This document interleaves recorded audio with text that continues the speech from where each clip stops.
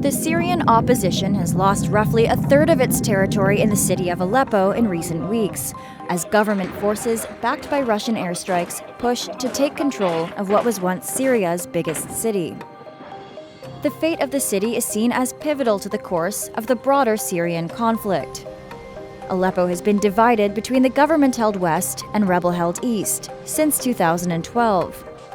Rebel fighters said they were battling to hold off the advance, but their efforts were hampered by intense airstrikes, lack of hospitals, and worsening humanitarian conditions.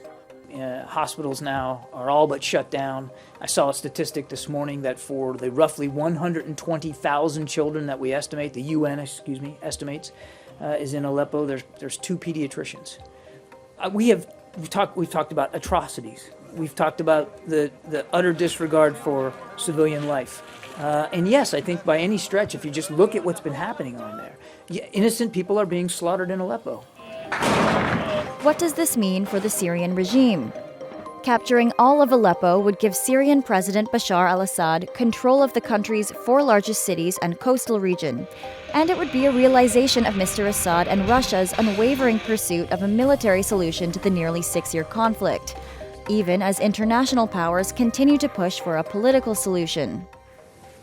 We've been clear all along and been very consistent in our message to both the regime and to Russia that there can be no military solution to what's happening in Syria, regardless of how much progress they appear to have made with regard to Aleppo. Trump? What does Aleppo mean for the U.S.? The siege of Aleppo and the impending arrival of Donald Trump in the White House poses questions for the direction of U.S. policy in Syria and the wider region.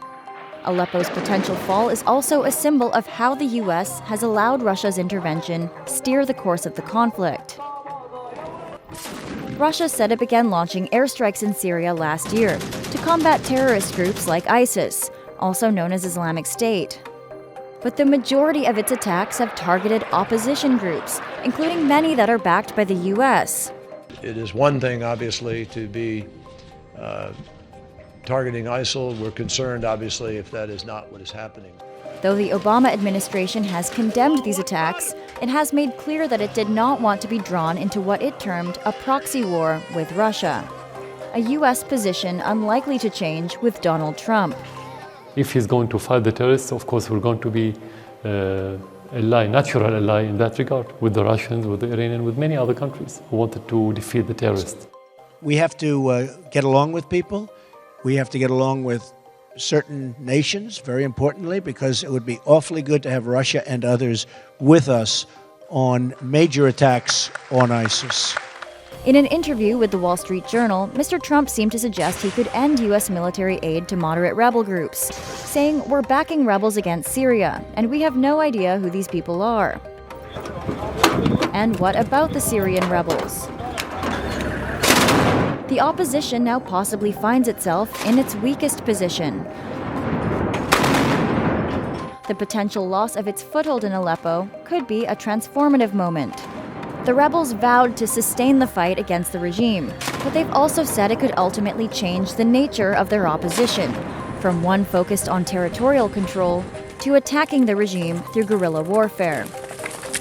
A development which would likely undermine what international military and political support they still have.